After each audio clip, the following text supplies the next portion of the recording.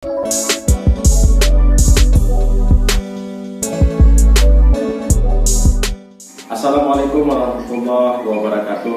Bertemu lagi dengan saya Mr. Agus dalam channel khusus PPG, di mana dalam pertemuan ini kita akan membahas bagaimana kita belajar mendalami tentang sejarah-sejarah Islam. Sangat perlu bagi kita semua bahwa sejarah Islam ini agar kemudian tidak terhapus, tidak dihilangkan oleh oknum-oknum tangan-tangan oknum yang tidak bertanggung jawab, yang menginginkan kehilangan kita dari sejarah, karena bagaimanapun kita adalah berangkat dari sejarah utama Islam. Ada baiknya kita di channel ini, namun sebelum kita lebih lanjut, like dan subscribe di bawah ini kalau ada. Kalau tidak ada nggak apa-apa, nggak usah dilewatin saja ya.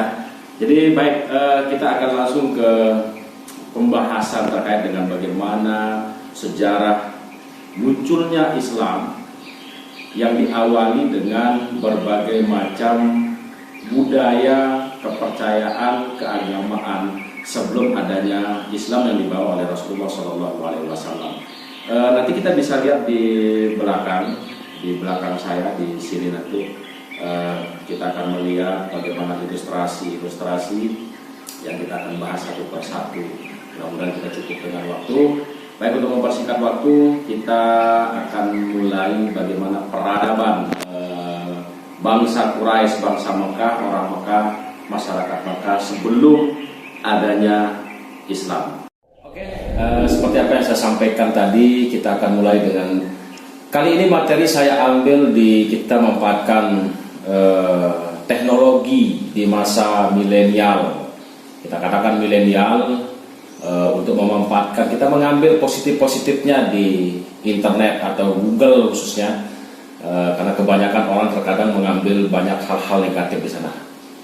Di channel ini kita akan mengambil hal-hal positif, terutama dalam bagaimana kita mengetahui, mendalami terkait dengan peradaban bangsa Arab sebelum adanya agama Islam di tanah tersebut. Di sini bisa kita melihat ada beberapa gambar yang berkaitan dengan sejarah itu ya. Tadi saya cari materi, ada gambar ini dia, kita akan melihatnya ya. Baik, yang perlu dilihat di sini adalah ada bentuk tangan, ini kursor. Ini kita mengenal, ini namanya patung kalau zaman sekarang. Dulu ini namanya berhala. Ini adalah berhala yang dimana kita terkenalnya sekarang. Berhala ini bukan berhala lagi, tetapi patung ya, dimana ini adalah gambar ilustrasi bagaimana pemujaan zaman sebelum adanya Islam ya, dimana kita ketahui bahwa berhala yang terbesar, yang paling terhormat di Mekah itu namanya Hubal. Hubal ini ditempatkan di sisi Ka'bah.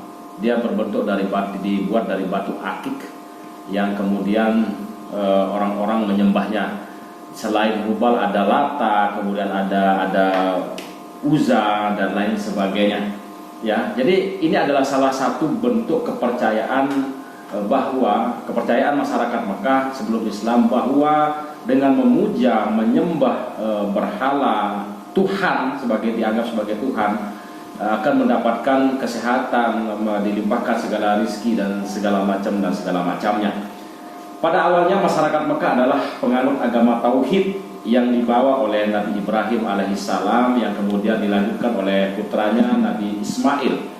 Kemudian perjalanan hidup Nabi Ibrahim yang istrinya bernama Siti Hawa dan putranya bernama Nabi Ismail melahirkan beberapa syariat Islam dan kebudayaan yang sampai sekarang terpelihara ya, seperti salah satunya adalah Ka'bah, kemudian makam Ibrahim, dan peristiwa kurban yang kita selalu memperingati di Zulhijjah, tanggal 10 Zulhijjah.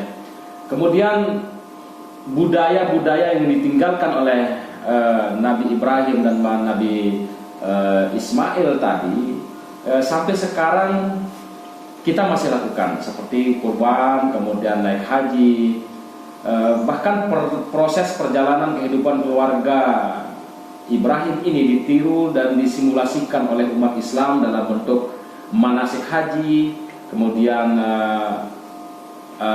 ada hari kurban, di mana manasik haji merupakan rangkaian dari usaha ketiga makhluk Allah Subhanahu wa taala dalam mendekatkan diri kepada Tuhan yang Maha Esa. Baik, kita ke ilustrasi gambar yang berikutnya. Kita bisa memilih gambar mana saja, ya, kita bisa memilih gambar mana saja.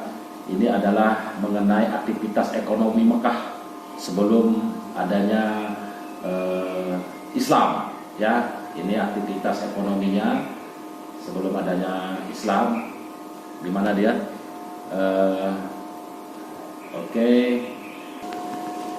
Mana yang dimaksud dengan aktivitas di sini adalah bagaimana kemudian masyarakat Mekah sebelum Islam hadir dalam kehidupannya, kehidupan kesehariannya, ya, di mana perekonomian Mekah adalah sumber yang dituju, pusat yang dituju oleh para pedagang. Mereka singgah mengambil barang, mereka berjualan di sana, sehingga pada saat itu Mekah adalah menjadi satu tujuan yang paling utama oleh para pedagang yang datang dari segala penjuru, baik itu Madinah, Yasrib, kemudian Kufah dan segala macamnya. Sehingga kita tidak heran ketika penyembahan berhala itu, karena Ka'bah dianggap sangat mulia, setiap orang datang di sana bertawaf. Kemudian setelah meninggalkan Mekah, dia membawa batu dari Mekah, dari Ka'bah, di mana dalam perjalanannya ketika mereka singgah, mereka mentawaf dengan batu yang dia bawa itu, lalu kemudian dia melakukan tawaf. Saking itulah yang kemudian Ka'bah ini sangat bertuah bagi mereka. Sampai sekarang Ka'bah ini adalah menjadi satu tujuan utama bagi umat Islam yang masuk juga dalam rukun Islam yang terakhir, yaitu mengerjakan haji bagi orang yang mampu. Jadi Ka'bah ini adalah tempat yang sangat sakral bagi umat Muslim saat ini. Dan sebelum Muslim ada, sebelum Islam ada yang dibawa oleh Rasulullah SAW, Ka'bah ini memang sudah menjadi tempat yang paling sakral, tempat mereka memuja, sehingga ada patung yang, salah satu patung yang ditaruh di sana, patung yang terbesar, yaitu pertama kali ditaruh di Mekah, yaitu patung Hubal, ya. Baik, selanjutnya kita akan melihat bagaimana Ka'bah, ya, bagaimana Ka'bah pada masa itu. Ini adalah Ka'bah yang asli, dulu tidak berbentuk seperti ini.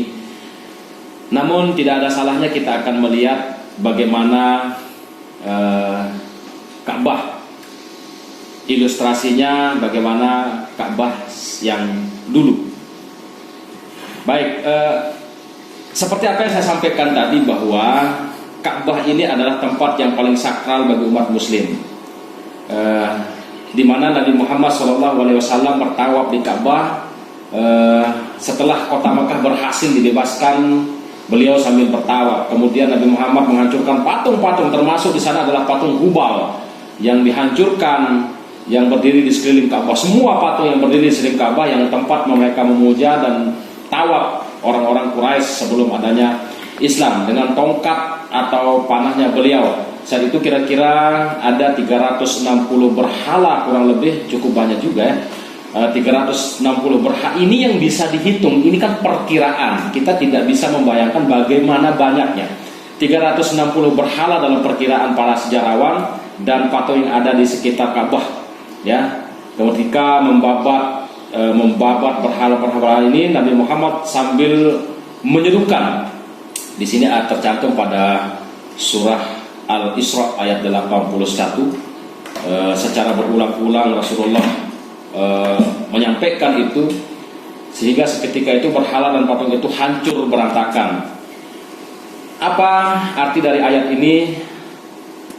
Kebenaran telah datang dan kebatilan telah hancur. Sesungguhnya kebatilan akan musnah selamanya. Jadi itu adalah salah satu ayat dalam surat Al-Isra ayat 81. Kemudian diikuti oleh para sahabat. Selesai bertawaf, Nabi Muhammad melaksanakan sholat makam Ibrahim di makam Ibrahim, lalu kemudian melanjutkan menuju ke sumur Zam-Zam dan meneguk air Zam-Zam. Ini ada proses sejarah di mana menduduki Mekah secara besar-besaran oleh Rasulullah, tidak dengan peperangan, tetapi saat itu semua pasukan berdatangan dengan menggunakan pakaian ihram untuk mengerjakan umroh pada saat itu. Kemudian pada saat itu Utsman bin Talhah adalah juru kunci Ka'bah. Dia yang memegang kunci Ka'bah, lalu Nabi Muhammad kemudian memanggilnya untuk membuka Ka'bah. Namun beliau tidak langsung masuk ke dalam Ka'bah karena di dalamnya masih banyak berhala dan gambar-gambar pemujaan kaum Quraisy. Lalu beliau kemudian memerintahkan para sahabatnya untuk membawa keluar berhala dan menghapus gambar yang ada di dinding Ka'bah. Kemudian Nabi Muhammad SAW bersama Usamah bin Usamah, kemudian ada Bilal, ada Utsman bin Talhah, kemudian masuk ke dalam Ka'bah setelah tidak ada lagi berhala dan gambar di dalamnya. Satu riwayat beliau sholat 2 rakaat di dalam, ya, sementara riwayat lain menyebut beliau tidak sholat. Apapun itu sholat atau tidaknya Rasulullah di tempat itu, yang jelas khilafatul ulama rahmatul mukminin, khilafnya para ulama adalah rahmat bagi kita semua. Merujuk dari buku membaca sirah Nabi Muhammad dalam sorotan Al-Quran dan hadis sahih yang dibuat oleh Muhammad Quraisy Shihab 2018. Setelah keluar dari Ka'bah, Sayyidina Ali bin Abi Thalib meminta kepada Nabi Muhammad agar memberikan kunci Ka'bah kepadanya. Riwayat lain menyebutkan bahwa Abbas bin Abdul Muthalib lah yang meminta kunci Ka'bah ketika Nabi Muhammad menerima kunci dari Sayyidina Ali bin Abi Thalib. Kemudian Sayyidina Ali di sumur Zam-Zam meminta pada saat itu kepada Rasulullah. Kemudian pada masa itu Abbas adalah orang yang bertugas menyediakan air bagi pengunjung Ka'bah. Dengan meminta kunci Ka'bah, ia berharap bisa menggabungkan pengurusan Ka'bah dengan tugasnya itu. Nah, sampai di sini kita memiliki gambaran bagaimana satu sejarah yang kemudian sangat berkesan, sangat bermanfaat bagi generasi sekarang dan generasi seterusnya untuk menghayati bagaimana perjuangan Rasulullah SAW dalam mensyiarkan agama Islam, yang dimana perbandingan dulu saat Rasulullah menyebarkan agama Islam dengan sahabat-sahabat, bahkan khulafaur rasyidin, bahkan masa kehalifahan Bani Umayyah, Bani Abbasiyah, diperbandingkan dengan yang sekarang, kita sudah besar agama ini. Lalu kemudian setelah kita besar, kita berpecah belah. Pecah belah kita ini sesungguhnya bukan dari kita sendiri sebagai muslim, tetapi masih banyak orang-orang di luar Islam yang tidak suka dengan keberadaan Islam, masih menyimpan misi-misi khusus untuk bagaimana menghancurkan Islam dengan segala cara, baik dengan ekonomi, politik, dan segala macamnya. Untuk itu kepada kita semua, marilah kita menjaga ukhuwah Islamiyah, kita bersama-sama bersatu, terutama di Indonesia, negara Indonesia yang kita cintai ini. Kita bersatu selama dia Islam, selama dia berpegang kepada Al-Quran dan hadis, dan nabinya adalah Nabi Rasul Muhammad Sallallahu Alaihi Wasallam. Mari kita rangkul, gandeng, dan kita berjuang bersama-sama mempertahankan Islam yang dulu, Islam yang sekarang, dan Islam yang akan datang. Islam untuk selama-lamanya tetap berjalan di atas wasiat Rasulullah, yaitu berjalan di atas Al-Quran dan hadis.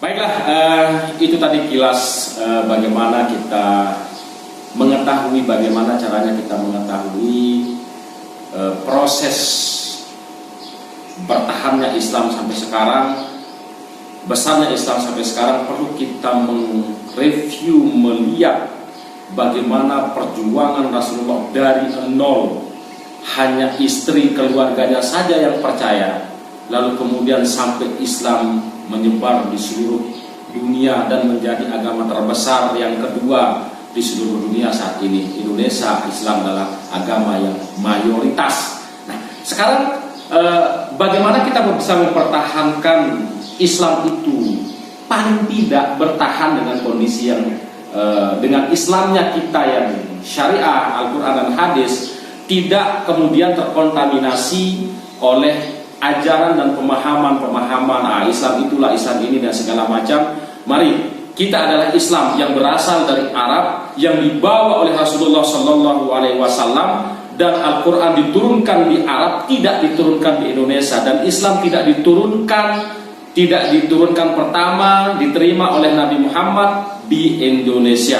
Mari kita menjaga persatuan kesatuan, terutama Islam, dengan salah satunya adalah menjaga sejarah yang bagaimana membawa kita menjadi orang Muslim pada saat ini.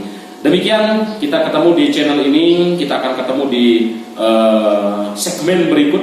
Jangan lupa subscribe, like, and comment kalau ada. Kalau tidak ada, dilewati. Demikian, mohon maaf. Assalamualaikum warahmatullahi wabarakatuh.